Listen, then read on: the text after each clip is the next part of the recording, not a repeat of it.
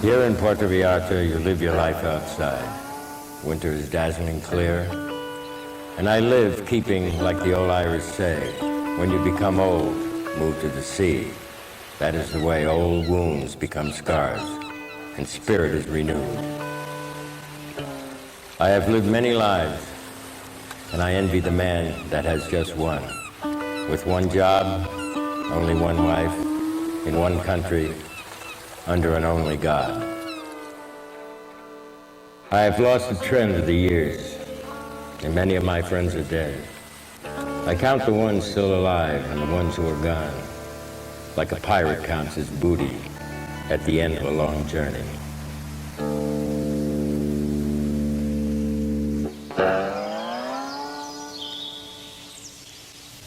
He was isolated. The only way to get to him was by boat. You know, this was that way. He loved that, and not too many people could come uninvited. I mean, just to get to him was a chore. But it was a beautiful place. And as we talked, we've said before, there is some link between the Mexicans and the Irish. I arrived in Mexico in 1925. Revolution had ended several years before, and signs of struggle were still there. Veracruz was ruined and full of holes.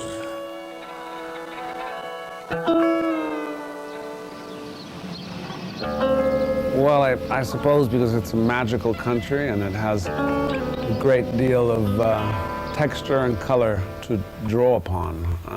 It was also a place that he went to as a young man. He joined the Mexican cavalry, and I think it was always very close to his heart. There's an odd connection between Ireland and Mexico. Not only do they have the same color of the flag, but there's something spiritual and mystical about both countries that they were both very close to his heart. I took the train to Mexico City, and during the journey I met a charro who offered me a cigarette. The tobacco was heavy and hot. American cigarettes appeared tasteless to me since.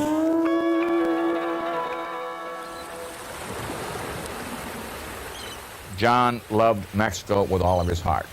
He was totally committed to Mexico.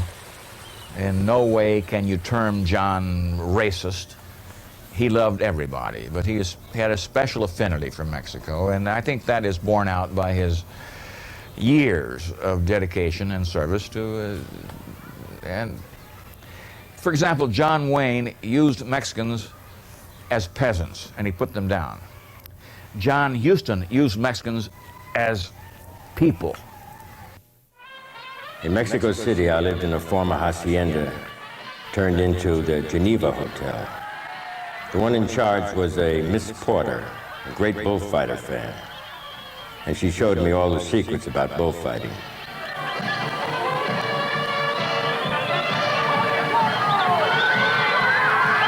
Stop! Very, very good. Now, very good, boys. Right from that. Right from him jumping in. I think he was kind of terrified of bourgeois life anywhere. And he didn't really like what had happened to America. Dad had a wild streak in him, and God knows if you've got a wild streak, Mexico's a good place to go. What would you say? I think that's right. I mean, he didn't like being ordinary, and I think he hated the thought of living any kind of ordinary American life, even if that was the ordinary Hollywood American life. Yes. He hated Los Angeles. Hated Los Angeles, loathed it. The money my father gave me for the Mexican adventure ended too soon. So Alindrada gave me the honorary position of lieutenant of the Mexican cavalry. That way I became the gringo lieutenant. Since he couldn't live in Ireland, etc., this felt very, he loved it. He liked the feeling here. He felt that it was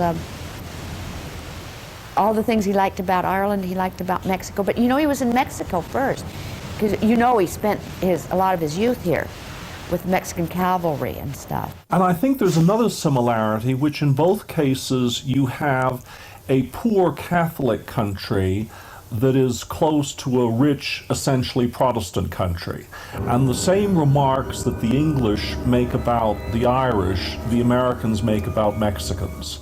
There's this kind of way of looking down on them. And yet, the way that people judge you in Mexico and, I mean, here we are in Taos in a Hispanic community, the way that you're judged in Ireland and Mexico is much more according to who you are than what you've got.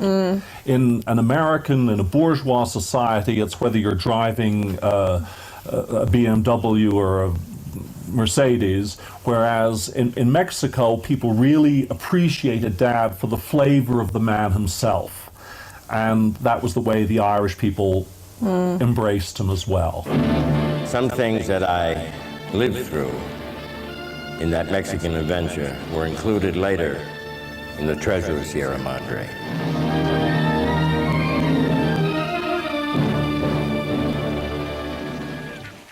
Él viene cuando joven y ingresa a las fuerzas militares y como buen caballista que era, y conoce a la gente. I equate it to a love affair. You either love Mexico or you hate it. And if you love it, it grabs you. And I was just in the United States this summer, and coming home, I could tell when we left the United States and we were into Mexico, and someone said, well, how do you know? And I said, I can smell it. I mean, that's not true, but it's just, well, it's just difficult to explain, but it's there, it's in the heart, and when it happens, it happens. The Mexican journey became more frequent. The screenplay for Juarez was fortunate, taking into consideration my knowledge and my love for Mexico. Él era un agente como lo somos los mexicanos. Para nosotros el negro, el blanco, el amarillo, el credo que sea, nos es lo mismo. Eso era John Huston. Making, of course, the film in Mexico was for John a great joy because he loved Mexico. He lived there for many years and thought it really was the last place in the Western world where one could be left alone, where one could live a decent life without being bombarded with all the nonsense which one is bombarded with living in the United States. John was also, you know, very interested in archaeology. He knew a lot about pre-Columbian and had a great collection of pre-Columbian. It was when it became illegal and everything, of course they didn't do it, but he was always fascinated when anybody came in that had something. As you may or may not know, my father got married a few times, too many. And there was a dispute during his last marriage where his wife wanted half of the pre-Columbian collection. And he said, no, you can't do this. It's a collection. You can't cut it in half. It has to be all together. Let's flip a coin. So he flipped a coin and revealed that he had lost his pre-Columbian collection. And so we immediately got it out of storage, and I got as many pieces as I could, and the rest went to his last wife. I filmed The Treasure of Sierra Madre after the war. To write the screenplay, I traveled with a man who said his name was Hal Graves, but I always suspected he was Bruno Travis, the author of the novel. I traveled through the country with a man I wasn't sure of who he was because of his identity. But he'd come to Mexico when he was younger. They said he was in a boat, went all along the coast when he was in his teens. So he was always drawn back to Mexico and said that anyone who ever came here would always want to come back. And it's something special, so special about the people and the natural beauty. We settled in Jungampillo, near the mountains. It was one of the first American movies filmed completely in exterior.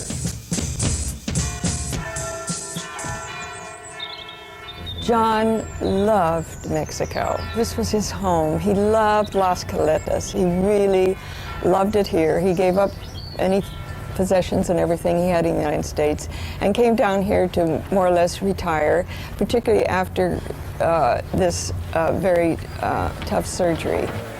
A Mexican boy named Pablo was among the boys serving beer and refreshments. A little boy willing to do whatever he was asked for. I was kind to him, and since then, it was hard to separate him from me. I realized Pablo was an orphan, and when we left, I adopted and took him home. I think that, you see, Dad could have a bad effect on people. And Pablo was, you know, a street kid who, during the making of Treasure, was there on the set, was trying to help everybody. All of a sudden, Dad kind of half adopts him. You know, brings him back to Los Angeles, sticks him into fancy school. Culturally, in so many different ways, he wasn't suited to that life. Pablo was educated in the United States. He got married to an Irish girl. Later, his life got bitter. He left his family and moved to Mexico City to sell used cars. Perhaps I should have left him high in Jungampillo. Certain circumstances, he could have a very bad effect upon people, and bad things could happen to him as well. It was, I'm afraid Pablo fell into that category, that running into John Huston was maybe not the best thing that destiny offered him. Devil leap out of there. No, we don't need any. Yeah, here we go. The beauty of Treasure of the Sierra Madre is that not only is it one of the best films that has ever been made, it's a very accomplished film in many angles and aspects, but also something that was very close to my father's heart was that he was directing his father, Walter Huston, and ultimately they both won Oscars for the same film. And I think this instilled a great deal of pride between father and son, and was a very sort of touching conclusion that the film had. The Treasure of Sierra Madre is one of my movies that I saw on television. I didn't change the sound, and when my father danced, I felt deeply moved. It's a tribute to greatness. Oh, Walter had a great influence on his life. As father and son, there was great mutual respect. I mean, he loved Walter and Walter loved him. I mean, that's about all I could say to that. I mean, there was really, I just hope my children love me like I'm sure they will, but I think that's the only thing John ever really loved. John told me things at midnight to 2 o'clock in the morning he had never told anybody. He made a statement to me one day that I will never forget, that I think was so dramatic. He said, with tears in his eyes, and nobody ever saw John Huston cry, but he cried in front of me because I told him my life story, he told me his life story, we bared our souls together and became a bond. We were very close together. He said, Bill, he called me Billy Joe, which is my name. Billy Joe, he said, I've never loved anybody, and began to cry. I said, John, I don't want to hear this. He said, no, I got to tell you. The only people I've loved in my life are my father, Walter, and my son, Tony. Yo creo que nadie en el mundo conoció a John Huston como Tom. Ni siquiera sus hijos, ni la gente más allegada a él. Quizás Gladys, pero yo creo que Tom conoció a John como nadie. I was just telling them that I think you're the person that knew Tom, that knew John the best. Oh yeah, I think so too. I met him in Cuernavaca in, I think, 1953. And from Cuernavaca, we went to Durango. We scouted locations in Durango for, I think, a week, and looked at some other cities. And then I went back to Hollywood and prepared the movie, which was called The Undefeated, with Audie Murphy. Who else was in it? Audrey Hepburn, Charles Bickford. I think that's about it. Unforgiven is a lesser movie, and that was largely because Burt Lancaster was a jerk. I remember once Burt Lancaster was working with him on a film, and he asked the production, not my father, if he could take the next day off. And the production granted Burt Lancaster his wishes. And what Burt Lancaster was doing is he was going to go and play golf. And so my father hired a little airplane and got a lot of ping pong balls on the airplane and dropped the ping pong balls onto the golf course where Burt Lancaster was playing golf. And there was no game left because there was such a confusion of balls. So, and Philip Ober also started a poker club. He was one of the founding fathers, and I play poker. I love poker, so I became one of the members and eventually the treasurer of that poker club. And one day we're playing poker, and John said, and Philip said, "Do you mind if I bring a friend? His name is John Huston." And we said, "No, as long as he can play poker, we don't care. You know, if he can play poker, anybody is welcome." In 1979, when we were shooting Wise Blood in Macon, Georgia, we decided to start a poker game. And the actor Harry Dean Stanton, who was there, and John Huston and myself, and the editor of the film, and the man who ran the hotel where we were all staying, and a couple of other people, started to play on Sundays. And we all had such a wonderful time that when Harry Dean Stanton finished his part, and it was time for him to go home to Los Angeles, he went home but would come back from Los Angeles across the country every Sunday to play with us and then go home again. And we were all somewhat better poker players than the manager of the hotel. So we got endless free meals and discounts and all of this from the manager of the hotel, who lost a lot of money. I think that you can come to know and understand a man better over a poker table than almost any place else in life in a very short period of time. John was not only a good poker player, he was an exceptional poker player. He almost never lost. And then this game carried on. And for many years then, a basic group of people would gather. And we would gather sometimes at John's house in Puerto Vallarta. We would fly from all over the United States and come down there and spend 4 or 5 days. And he would put us all up, and we would start at 9 o'clock in the morning, play until 5 o'clock in the afternoon, have lunch, and then play until 9 o'clock at night. And this went on every Sunday until the week before John died. Maybe sometimes he lost just to make us feel better. You know?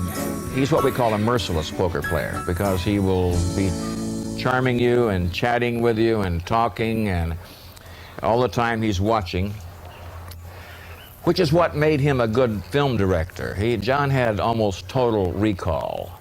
Dad was a very conservative poker player. Dad was very quiet. He wasn't at all the image of the show-off poker player, and he was really knew the odds and very rarely bluffed. Anything but the, you know, macho American flinging money on the table.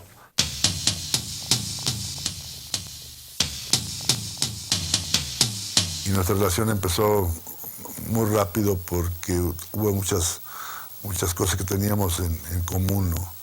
El amor al cine, el amor al mar, el amor al sol y el amor a la vida. Entonces por ahí empezó la relación. Él era un gran conocedor de México y México tiene mujeres muy bonitas, tiene paisajes muy padres. Le gustaba el tequila y le gustaba el póker y le gustaba un aventurero. I don't think that's bad. That's three nice things to like. I can't see anything wrong with any of that. No, but that's basically what he was like. But he was different than that. It's very hard for me to tell you what kind of a man he was. You'd have to be around. If he drove in here now, let's say without me, he'd come in here and he'd know your name in 2 seconds. He'd know everybody's name.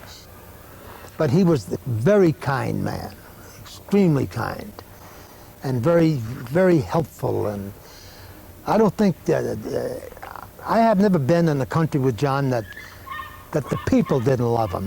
That's all he cared about. He didn't care about Hollywood executives and all of that. But he was sure a great part of my life.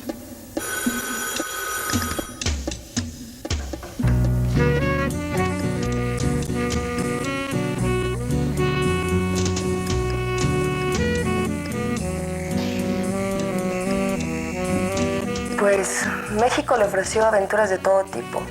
Un país de vasta cultura, de tradiciones. Siempre había algo que hacer. Le gustaba a la gente de México.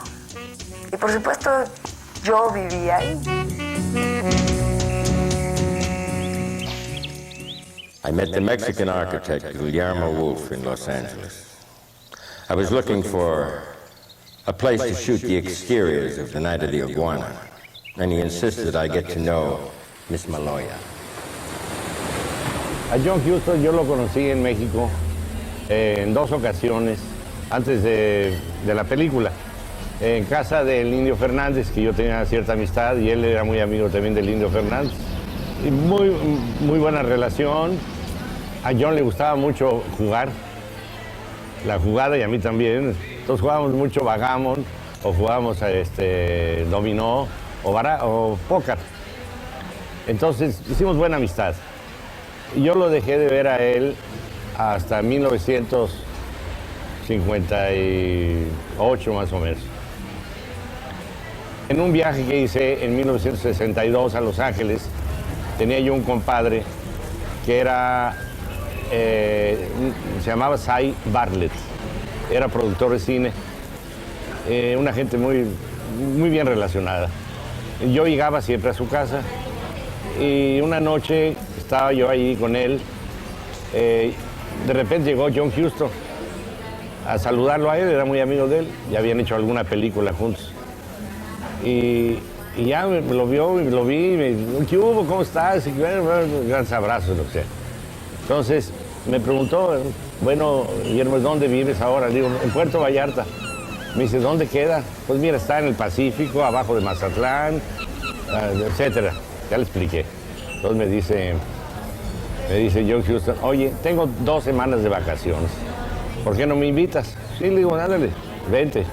Entonces se vino conmigo a Vallarta, le conseguí una casa aquí en el río. Y ya salimos a comer, a cenar y todo. Entonces, un día le digo, oye, te voy a enseñar un terreno muy bonito que yo adquirí a través de la reforma agraria y con los giratarios, que es Miss Maloya. Yo había conseguido el primer ejido turístico de la República. It was a perfect place, close to Puerto Vallarta, unknown at that time. After the Night of the Iguana, it became a most famous place. Y a la semana que estábamos aquí, que estaba él aquí, vino un agente de Ray Stark, de Seven Arts, a traerle el script de La Noche de la Iguana. Ese script era para filmarse en México, entonces le dijeron a John, mira, tú conoces muy bien México, John, busca un lugar para hacer la película. Bueno, muy bien. Dice John, bueno, pues ya me voy. Digo, oye, John, ¿y por qué no lo hacemos en Mismaloya? Fuimos a Los Ángeles y convencimos a Ray Stark y a los de la Metro Goldwyn Mayer de que se hiciera la película ahí. But when I really got to know him best was when he came to Puerto Vallarta seeking out locations for the possibility of filming The Night of the Iguana. John came back in the early 1970s and picked up, I call it a romance. We foreigners have romances with Mexico, and once it starts, it never stops. And John felt the same way. La condición para hacer la película fue que yo contratara todo, o sea, construir, hacer las lanchas, el radio, el restaurante, el bar, pagar a los extras, en fin, todo. Entonces yo hice un contrato. Todo se hizo a base de burros para subir los materiales y pues no había nada, todo se llevaba en lancha. Diario llevaba yo media tonelada de tortillas diarias. Pues la planta de luz que llevamos fue una planta más vieja que Matusalén, pero pues jalaba muy bonito, pesaba mucho, fue un problema subirla en Puerto Vallarta, luego bajarla en Mismaloya, teníamos que trabajar hasta las 5 o 6 de la mañana para que bajara la marea. I remember being at the set when John Kennedy, the President of the United States, was shot and killed. And we were working that day. The only difference, it's hard to explain, like Night of the Iguana. What made it all so good? Well, it has to be John. I mean, no matter who's in the picture or what, everybody takes the key from the director. But he had, I don't know what it is, it was a magic or what. Ellos me estaban pagando muy poco por el servicio de comidas y todo. Entonces yo traté de que me pagaran mejor, según decía el contrato, y ellos se negaron a revisar el contrato. Entonces yo un día les dije, ya no hay película. Paré todo en la tarde y paré la planta de luz, paré el agua, las lanchas, todo, la comida, todo, ya no hay. Bueno, pues estos agarraron y se fueron a México, alquilaron un avión, se fueron a Guadalajara y luego a México, y al día siguiente, a las 9 de la mañana, tenía yo aquí al secretario de Gobernación, al gobernador, y no me dejaron que parara yo la película. Entonces, yo le dije, John, necesito que me ayudes, man, eres mi socio, yo no puedo ayudarte. Oye, John, por favor, digo, están bailando $175,000 de cheques votadores. Necesito que me ayudes. Yo no puedo ayudarte, porque si te ayudo, a mí me ponen bola negra para hacer más películas. One of the things that he did, I believe, because the press were getting very excited by having all these characters there, is he gave each actor silver bullets with the other actors' names on it, on the bullets, suggesting that if anybody wanted to kill another actor, that he'd prepared the bullets for them to do so. Great names like Ava Gardner, Richard Burton, Deborah Carr, Sue Lyon. That was my cast in Iguana. And of course, Elizabeth Taylor came along to babysit Richard. I bought 5 golden guns that I gave to each of them, and I engraved the bullets and gave them out randomly. It worked. I expected a tragedy, and the tragedy was averted. Everything was harmony.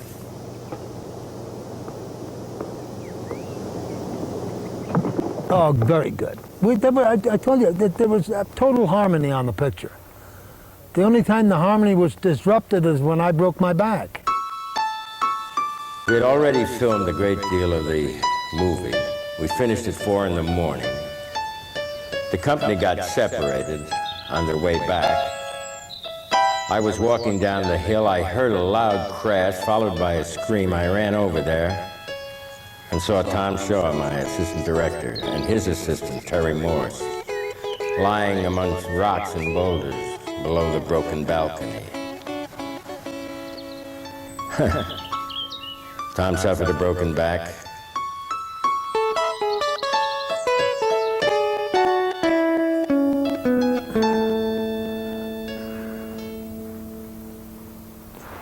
Did you talk about, oh, well, I'll tell you when the thing's rolling here. Oh, we're rolling. Talking about the events leading up to the accident.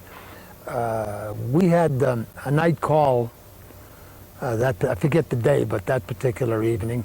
It was a very important scene between Ava Gardner and Richard Burton. I guess the most dramatic scene in the picture for her. And after the first take, we didn't print it, and I happened to notice Ava, I don't know if you know this story about Ava. She never was comfortable before the camera. I mean, never. I don't know what kept her in the business so long, but she never was at ease before the camera. So she asked for a drink, she took a drink. There was nothing wrong with that. And anyway, as the night progressed, we never got any prints. As the night progressed, she also progressed with maybe a little bit too much tequila. So I figured it was now about 2:10 in the morning, 2:10 to 2:30, and I said to John, John, we're wasting everybody's time. I said, we're never going to get anything tonight, the rest of the night. Why don't we quit? And come back tomorrow night, the same thing, and maybe I'm sure she'll be better.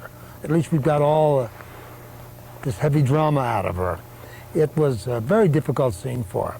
So I walked down the hill, and I went to the bungalow which I was staying in, and I had a blue sweater on, I took it off, and threw it on the bed and walked out and sat on, just like I'm sitting now, this balcony. And it was between 18 and 20 feet above the ground. So sitting like this, and a fellow by the name of Terry Morse, who was working with me at the time, came along. He sat down here. But before he sat down, we were going to discuss what we needed for tomorrow. The minute he sat down, the balcony collapsed. And I went first, and he lit on top of me. But I never was unconscious. And that's when Ava saw all the commotion and came to me. Ese día trabajamos de noche, terminamos como a las 3:30 de la mañana. Todos fuimos a descansar, él subió a su habitación, pues la habitación era de tabique así pegado. Se sentaron él y Terry, que era el asistente de Tommy Shaw, les ganó el peso y se fueron para abajo. Se quedaron los dos privados, luego como pudimos los sacamos en camillas, los sacamos en lanchas al barco y ya se los llevaron para Puerto Vallarta para que en el avión se fueran a las 7 de la mañana para Los Ángeles. De los cuales Tommy Shaw está muy agradecido con todos los que colaboramos con él. Y todo, John Huston, Terry, Richard Burton, todos le entramos ahí al toro, al agua y a todos sin medir ningún miedo de los tiburones, cualquier animal que hubiera ahí. Era prematuro sacar a estos señores. Ellos me echaron a mí la culpa de que se había caído el asistente de él, pero en realidad ellos habían mandado a hacer el barandal en la mañana y tenía un letrero ahí que decía no se recargue ni se siente en este barandal, ¿verdad? Pero como era ya muy noche, habían estado filmando de noche, y llegó este muchacho y no vio el letrero y se sentó y se cayó para atrás, pues digo, pero yo se les dije, aquí está, hay un letrero, pues que están ciegos. Bueno, es que de noche, bueno, pues, esos barandales no son para sentarse. Así pasaron los años. Cada vez que él venía a Vallarta, lo iba a recoger yo al aeropuerto, me encargaba de todos los trámites migratorios, aduanales, etc. Por cierto, tanto migración como aduana siempre le dieron un trato preferencial, ya que le dieron el reconocimiento que él había sido quien realmente había puesto a Vallarta en el mapa universal. De ahí recuerdo que, por ejemplo, cuando John Huston, él me lo contó, cuando John Huston le hizo una invitación a Richard Burton para trabajar en la película La Noche de la Iguana, Richard estaba en Suecia. lo primero que hizo pues fue preguntar en dónde se encontraba Puerto Vallarta. Se fue a la embajada y en la embajada no le supieron decir, porque no existíamos en el mapa geográfico. Buscamos una manera como pues pagarle todo lo que nosotros creíamos que había hecho por Vallarta. Y le comentamos al señor que pensamos hacerle una estatua para que estuviera aquí cerca de este restaurante que se llama Le Bistro. El señor le dio gusto, estuvo de acuerdo y empezamos a trabajar en el proyecto. Lo que pasa es que no sabíamos que el proyecto iba a tardar tanto. Nosotros pensábamos que el proyecto era de 3, 4 meses y duró como 9 meses. Porque se hizo en Guadalajara la estatua, tuvimos que mandar unas personas para que le dieran toques personales, como su secretaria, sus amigos, para que una iba y le movía los ojos, no que los ojos más grandes, que los ojos más chicos, el pelo así, y eso nos tardó un poquito. Él hizo famoso a Vallarta, ayudó en la economía, en el arte y generaba trabajo para muchos mexicanos. Escaped to Mexico because he loved the Mexican people, and he had a good experience in doing the films with Mexicans and the Treasure of the Sierra Madre in northern Mexico, you know, for example, and many other films in Mexico. He loved the Mexican people, and he wanted to retire here. And so he said, we've got to find me a house. And so an architect named Freddie Romero, one of our town fathers, and I went out and we scouted the beaches south of town. I had a house south of town also later. It was 12 miles south of town, but the only way you reach these beaches is by boat. He wanted an island, but we couldn't find an island. So the next best thing was a place only reached by a boat. So we found John a place called Las Caletas. A México, por la belleza de México, lo tranquilo, le repito que no era pretencioso, a él le gustaba todo muy sencillo, la vida calmada de Puerto Vallarta en especial, porque anduvo buscando, se vino hasta Carella, se fue hasta Mazatlán, fue a todos lados y escogió Vallarta. He had been down south in Carreyes and had come up with it to look for a house. He was John, you know, was an Irish citizen. He had let his United States citizenship go. So he couldn't live in the States. He could only be there for 3 months out of the year or something. And at that time, I remember asking him, well, what are you going to do now? And he said, I'm going to make a home, build a home somewhere. No compró casa al principio, la rentó. Rentó la casa de Liz Taylor y se quedó a vivir varios meses allí y luego rentaba otra casa y rentaba otra casa hasta que ya fincó su casa en el centro y la famosa casa de Caletas donde íbamos todos a sus reuniones. This was the walkway where John Huston used to walk into his house. This was his living area. And he had a living room first, and then a bedroom and bath, and that was it. And I always remember him particularly walking out on this lovely bridge to greet his friends, and then also to go up to lunch when he had a luncheon for people, and they would have lunch up in the house just above here. And this brings back many fond memories. I used to come in here and take dictation lots of times and work with John down here. And then maybe we'd go off swimming and snorkeling together. John always had managed, he was a Hemingway man. He was out of that Hemingway period, and he was very sort of macho, extremely. And I think that upset him no end, that he couldn't be as quite as, because he was really adventurous. He'd say anything. The drop of a hat, I'd say, there's a village up here, let's go see it. Boom, off you go. And he was pretty fearless, and he loved adventure. Just loved that sort of thing. And he really loved Mexico. He felt very, very at home here. He felt that this was a place where he really could express himself and be himself. A month later, John said to me, Bill, I understand you're a historian and a biographer, and you've written some books and won the national award. And he said, as a biography, he says, I have a check here for $50,000, and I'm going to send it back. It's part check at advance against $250,000 advance to write my autobiography. He says, I just can't do it. He said, would you be interested in helping me? I said, well, how long? I have an art gallery to run. I'm a businessman. I'm busy, John. He said, oh, 6 months. You know, maybe.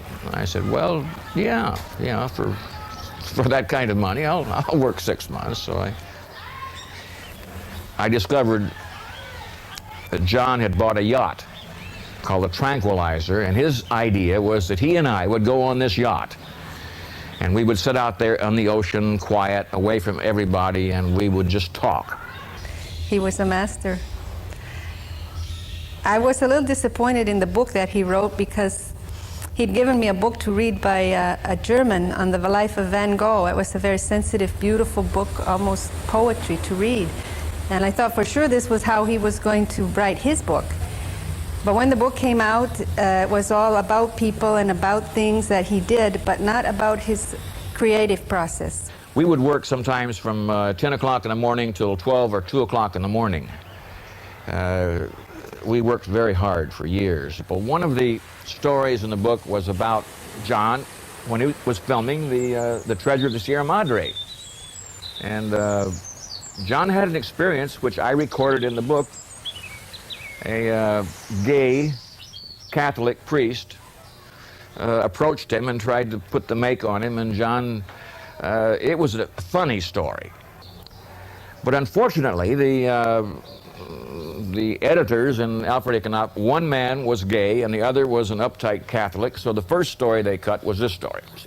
They don't like controversy. And the next story they cut was something equally funny but controversial. And by the time we got through with the book... For me, it's, first of all, I hate the title. Well, it's a misleading title. It's not a lie. Yeah. It's not an open book. I think that's right. It is. It's a creation. It's a piece of storytelling. It's a very good piece of storytelling. And the hero of the story is the persona that everybody knows of as John Huston. It was a decent book, but it wasn't what I call a great book. It was more like a coffee table. They were trying to make John Huston sound like a white knight. And John is an Irishman like I'm an Irishman, and we are not white knights, okay? We have our dark side and we have our white side. I wasn't happy with the book, an open book, John Huston. Por 10 años las caletas fueron el vivo infierno, visitado por alacranes, insectos, hormigas y las hordas de gente sin anunciarse. Siempre había gente que lo visitaba y había que darles de comer, y yo daba órdenes y había que cumplirlas. Para mí eran 18 horas de infierno. Pero eso sí, nunca tuvimos un día aburrido. Now this is almost the very place that we were sitting when Lola Beltran was kind enough, she was a visitor, but she was kind enough to sing for John.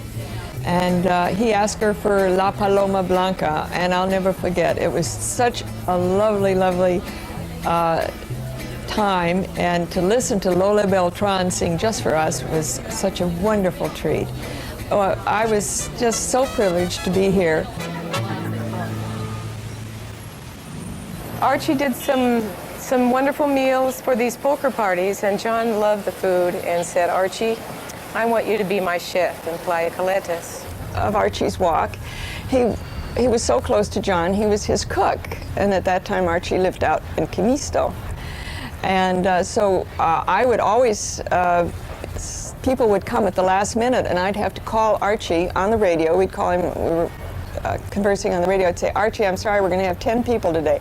10 people! And then he'd give me a list of things that I had to bring and I had to come. So that's why I'd always blame Archie. If I turned off the road, I said, oh, I'm going to pick up something for Archie. When he first went to work for John, he discovered that there would be people coming over. Joan Blake would be calling him from Puerto Vallarta, saying, Archie, Archie, we're sending 10 people, 12 people, 20 people over. We need a very special meal. We need it in 2 hours. What can you do? Well, Archie would go crazy. He wouldn't go crazy there, but he'd come home after work and say, how am I going to do this? He would manage to pull it off, but one thing he insisted on was a big walk-in refrigerator. He said, John, I really can't do this job without having the food at hand, because he would have to shop by boat, go every day by boat to shop in Puerto Vallarta. So they built him a wonderful big walk-in refrigerator. Without Gladys Hill, John Huston would not have been the success that he is. She died of a heart attack on the filming of Annie in New York, I think in 1982 or something like that. And we miss her very much.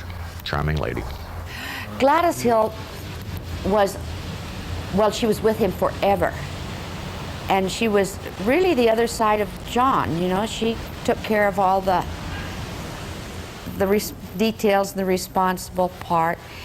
And she did a lot of his writing. And he was devastated when she died, because he, of course, never really, he couldn't replace her. She adored John. John was her God. She was very intelligent and very able, and she ran the show. Well, Gladys loved Mexico. I loved Gladys. I was very close to Gladys, particularly sort of in the last few years of her life. I would have been about 16, I think, 16 or 17 when she died.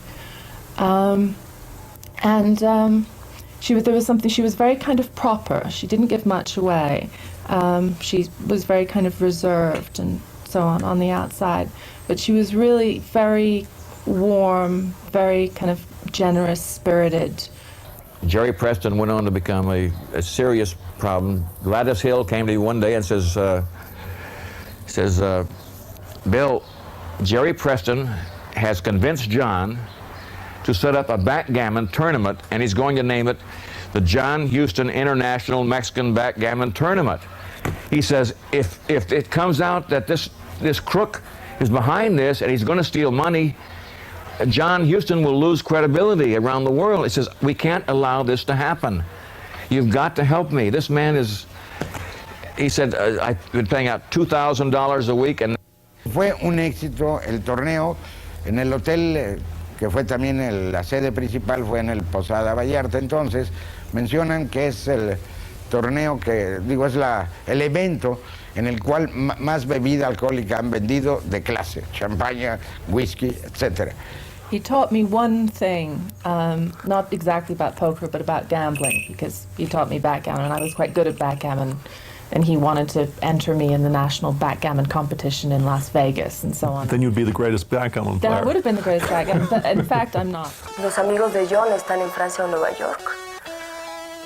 Los mexicanos con los que bebió, lloró y se divirtió fueron Gabriel Figueroa y el señor Fernández. Había gente que se le pegaba para jugar póker y otras cosas. Muchos de ellos en busca de ver qué le sacaban. Under the Volcano, a novel I always wanted to take into cinema. It was considered by many impossible to be filmed.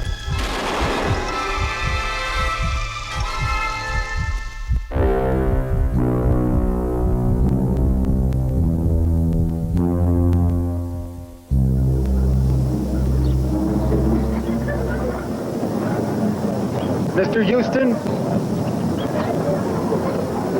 you've just finished filming for Under the Volcano around Cuernavaca, and I'd like to know what the film is all about. Well, it's from a novel by Malcolm Lowry. It's become something of a masterpiece in the minds of this generation. It was written, the scene is back in the 30s.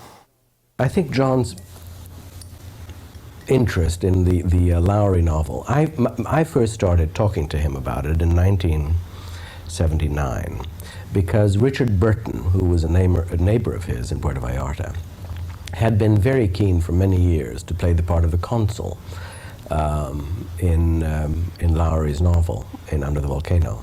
Él decía que nadie había sabido describir el infierno en la tierra, o sea, el infierno dentro de uno mismo.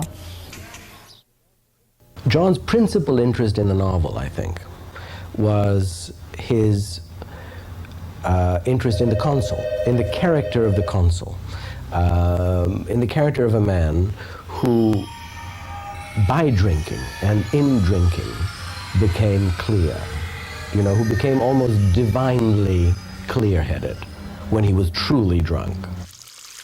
Bajo el Volcán es un proyecto que yo empecé a oír hace 37 años, cuando yo empecé como asistente de producción en el cine mexicano. Es un proyecto que a nivel nacional e internacional todo el mundo quería hacer. En aquella época la novela era una de las 10 novelas más importantes del mundo.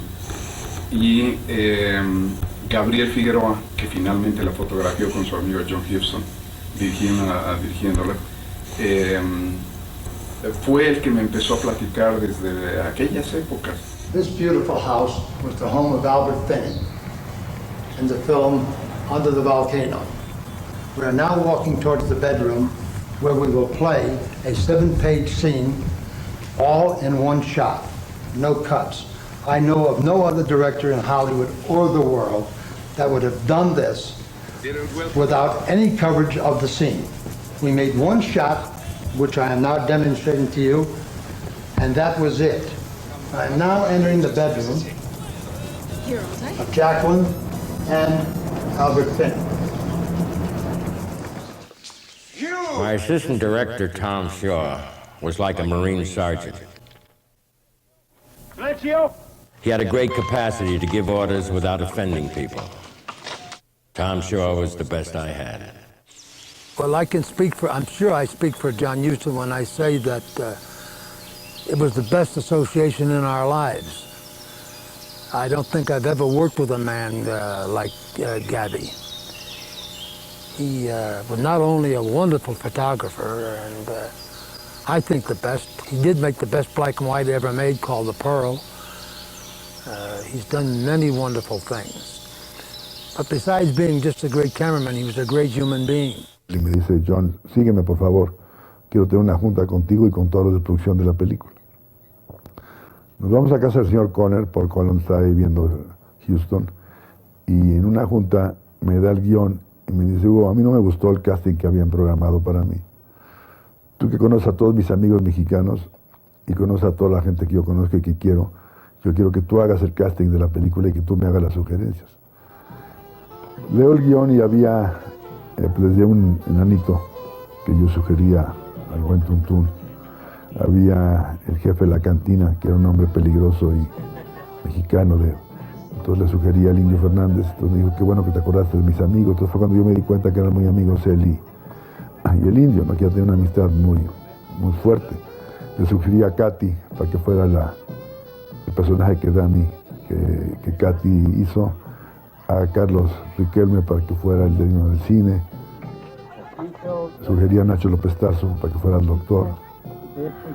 Y había un personaje que yo no entendía bien, porque mi conocimiento de los sinarquismos no era muy importante. Le dije, ese es un personaje que no sé cómo sugerirte a alguien porque no entiendo el personaje. Me dice, pues muy bien, porque ese personaje lo vas a hacer tú, me dijo. Oh, I think they're great. López Tarso was great in the picture. He's not only a great actor, he's a great man. He's a very wonderful man. And if you see him, please show him this. Por esta conexión con Gabriel Figueroa, fui a dar a Cuernavaca para filmar con John Huston Bajo el Volcán. Well, I mean, there was one friend in particular who was El Indio Fernández, who was not only my father's friend, but also my grandfather's friend. And my father needed somebody as a standby director on Under the Volcano. And he elected El Indio Fernández to be that the standby director. John really loved him. I mean, there's no question. I remember on Emilio's birthday, John sent to the States to bring him back a purebred pit bulldog. I mean, a beautiful little puppy, and give it to him on his birthday. I don't know what Emilio did to that puppy, but he killed him in a week. I never will forget that. It was beautiful, and he loved the puppy. He didn't do anything intentionally, but I think maybe some of I don't know what he fed, something happened, something got in the food of this dog, and we know Emilio was feeding him. I'm sure Emilio took the same thing. It didn't kill him right away, it got to him later. Recuerdo detalles de él con Emilio Fernández, por ejemplo, que Emilio Fernández ya estaba mal de salud, que ya estaba retirado, se puede decir, como director de cine, y sin embargo él lo admiraba y lo quería tanto que lo llamaba todos los días como asistente de director o como segundo director de la película, y lo tenía junto a él durante toda la filmación, y Emilio tenía la oportunidad de tomar sus copas como le gustaba y de estar con la gente que le gustaba estar. Arturo Sarabia, who used to be his driver when he was in Mexico City, who had been a boxer, and I believe it killed a man in the ring or had some terrible experience and had given up boxing. Dad had been a boxer, so he was always kind of drawn to boxers. And Arturo then, became his friend in Mexico City, and I knew him, and he was just lovely. About the part, they want certain men to fill it up the script, so they one day they look at me and say, "That's Mr. Cervantes." So I turn around and say, "Where? You? Me? Oh no, I never been acting. I'm not an actor. From now on, you're going to act." But they give me the script. Since that time, I live another personality. No quiso absolutamente que las prostitutas fueran actrices. Entonces quería prostitutas, pero de rompe y rasga.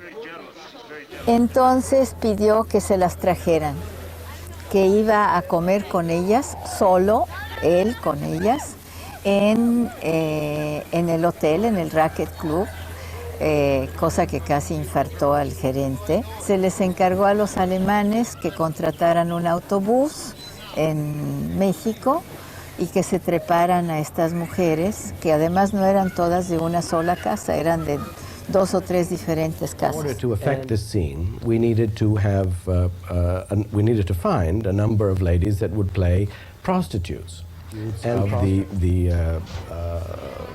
let's say the least expensive variety. And now John never would hire actors if he could find real people to play the parts.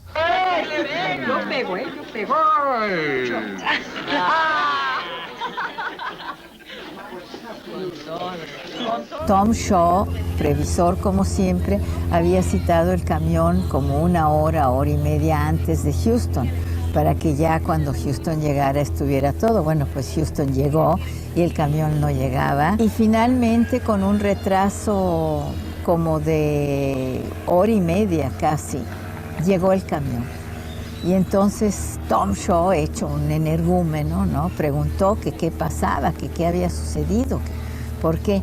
Y entonces los alemanes le contaron que los había parado la policía de caminos porque estaban transportando prostitutas sin el permiso. Me llamó Gabriel Figueroa, el camarógrafo, que yo era muy amigo de él y sobre todo de su esposa, que también pinta. Y entonces él me llamó y me dijo que le acaban de hablar, probablemente Tom Shaw le habló, que iban a hacer Bajo el Volcán. Y yo, pues, lo primero que hice es hablar con mi familia, y mi familia fue una oposición absolutamente. Dice, no, ya no has hecho cine en, creo, 23 años. ¿Y para qué otra vez? Y es un mundo así histérico. Y que es cierto. Gunther, I think, is one of the great artists of the world. And I think John was just the other way around. I mean, Gunther was, thought so much of John, and John thought twice. He was always a little bit hesitant in talking to Gunther, particularly about artistic values and artistic things. John had great respect for him, and so did Gunther had great respect for John. Siempre los hollywoodienses llaman a esa cosa de hacer películas la industria, the industry. Nunca le llaman arte o qué sé qué, ¿no? Si una película como yo hice, Tarzán y la Sirena, pues si es una idiotez, ¿verdad? Como historia, pues eso no se critica. Pero es típico Hollywood, no hay que tomar eso muy en serio, ¿no? Yo creo que encima de la cabeza de estos grandes señores de Hollywood siempre hay una especie como de espada, ¿verdad? Y entonces eso los pone nerviosos. John would try to, was not pretending he was not conscious of one of John's paintings. A few would appear every once in a while, without John saying to Gunther, "What do you think of these paintings?" But he made sure that Gunther saw them. It was really actually very funny. Llegué ahí y estaba haciendo acuarelas y cuando yo llegué los puso así, rápidamente los puso debajo de una mesa. Bueno, ¿qué importa, no? Y atrás de las acuarelas estaba escribiendo el diálogo de la película. My opinion, as he would work on a painting, if I would give him a criticism. And I know that one time he was having a horrible time with the colors on a painting of a figure, and I told him, well, put it away and don't look at it for a few days, and go back to it later to get a fresh look. And he'd loaned me a book on Matisse, and I started to talk to him about the comment that Picasso had made about Matisse, is that his colors breathe. Estamos en el pueblo de Metepec, muy cerca del volcán. Por eso lo escogió Tom Shaw, porque es casi a los pies del volcán. Todos los días teníamos esperanzas que apareciera, pero finalmente se tuvo que pintar, o sea, se tuvo que utilizar el sistema MAT para integrarlo al paisaje, porque siempre teníamos nubes. I was very much aware of the fact that I had to be very good. It was my first movie, and also I felt that Jacqueline was treating me that she wanted to be the makeup and hair to be perfect as could be. And in realidad, she could have her choice if she saw the first day that her hair was terrible, the makeup was terrible. She either could ask for another makeup man, she could ask for another hairdresser. So that was all, all these problems, all these worries, they were really built into me because all these weeks and weeks of finally the shots and finally I'm going to see how Jackie looks on the screen. So the first rushes with a close-up of Jackie, and Jackie sits in front of me, and she turns around and she throws me a big kiss. En la filmación de Bajo el Volcán había un niño con quemaduras muy graves en el rostro. Él hizo que lo operaran varias veces. Entonces el señor Fernández le dijo que el niño estaba muy deprimido porque no quedaba bien. Y John le contestó, no podemos ganar todas las batallas. There was a boy who was in the scenes with Indio Fernandez in the Farolito. Beautiful child. And we invariably photograph him in the film from the right side of his face, because the right side of his face was exquisite and beautiful. The left side of his face had a horrible scar that went really from his head right down to his chin, which is really a horrid thing for a child. Now, after the film was over, I got a letter from his mother asking me to help them, to operate on the child, to remove this. And of course I agreed, and some weeks later another letter came from the boy's mother saying that the operation had been done and had been successful, and thanking me and so on. John era un hombre muy cruel y muy humano. Era multifacético. Fue un maestro para mí. Llegó un mes o 6 semanas antes de que empezara el rodaje. Venía con Marisela, se instaló y Huston estaba así como rey en su palacio, ¿no? Marisela no la veías nunca. Yo a Marisela la conocí en casa de los señores Huston, cuando yo iba de visita a su casa que tenían aquí en Los Ángeles, en Pacific Palisades. La señora Marisela trabajaba allí con ellos, cuidando al niño de la señora Celeste. When I was teaching Danny Huston and his friend and Tony to do scuba diving back in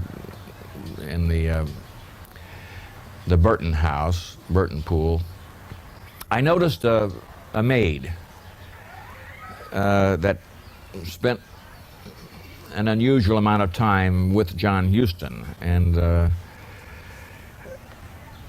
Burtons were coming back to their house, and so we had to move out of the Burton house. We rented another house in town, but it wasn't large enough for the entire assemblage.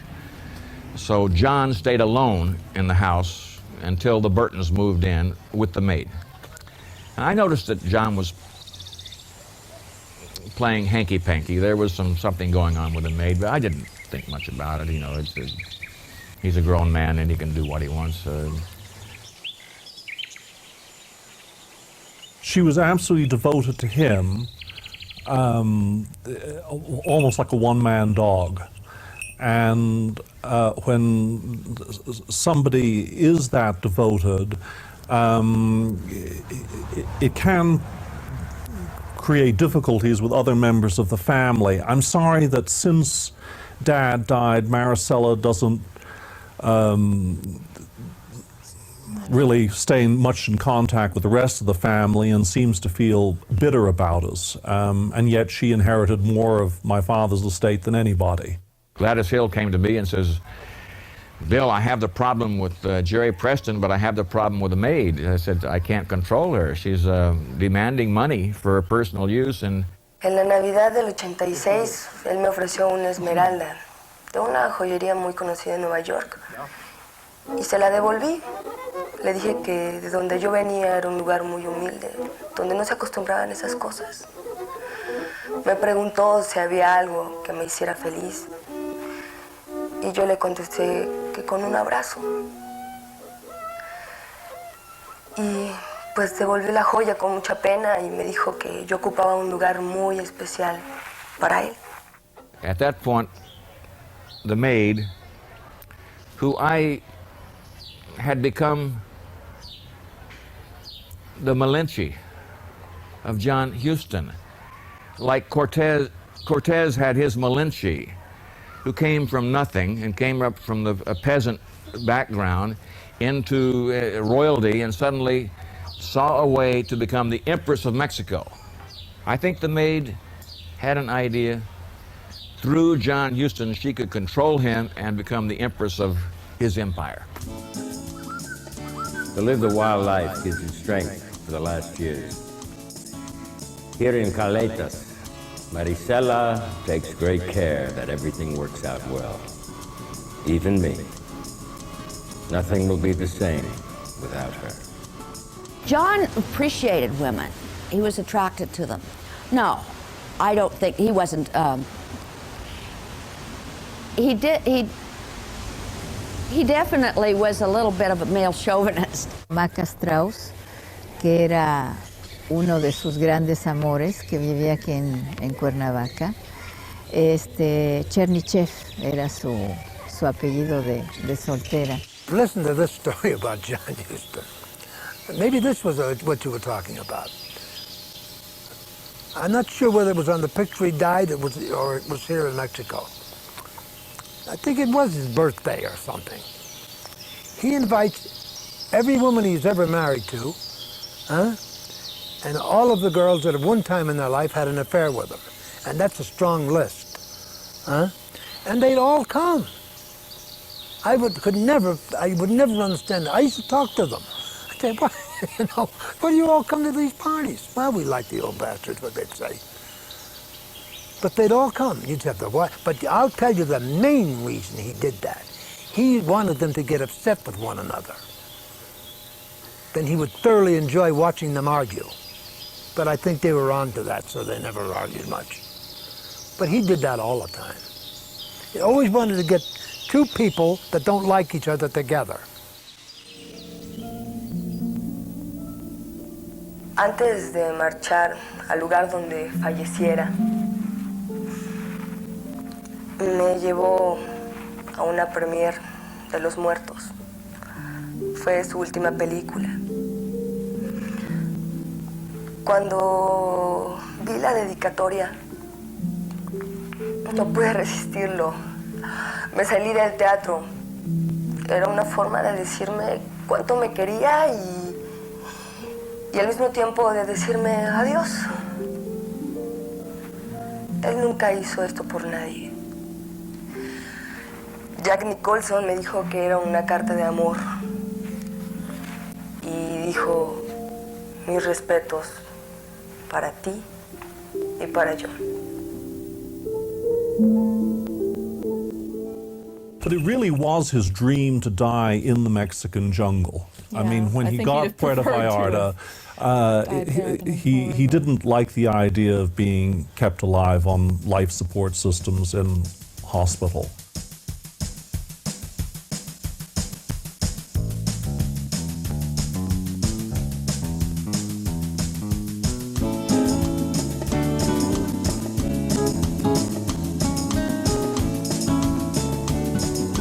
I think my father did not want to die working. He wanted to die in peace. And probably in peace meant his place in Mexico. Well, I'm finally happy to report we have finally got a shot of the volcano. I stood here for 2 weeks while making the film, every day from 8 o'clock in the morning till 6 o'clock at night. And this is the first time we've seen it. Thank you very much. And this is John Huston's volcano.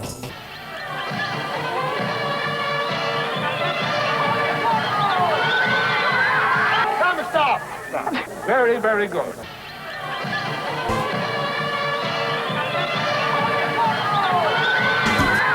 Come and stop. Very, very good.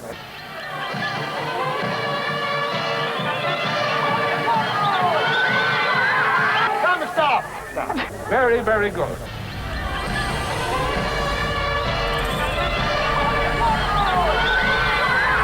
Come and stop. Very, very good.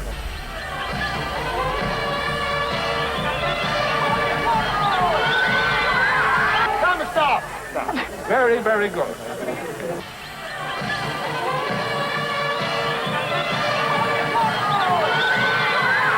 Come and stop. Very, very good.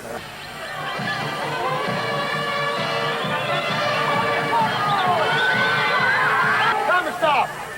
Very, very good.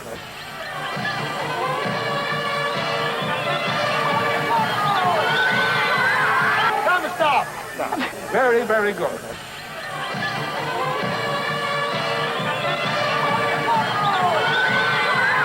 Come and stop. Very, very good.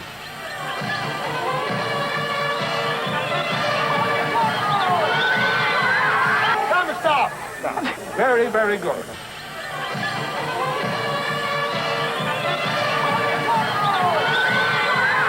Come and stop. Very, very good.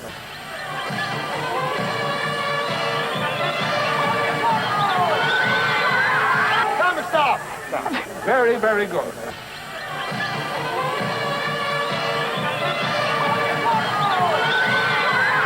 Come, stop. Stop. Very, very good.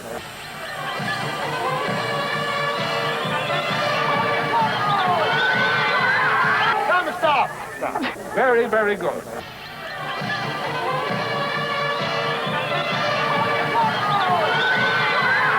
Come, stop. Stop. Very, very good.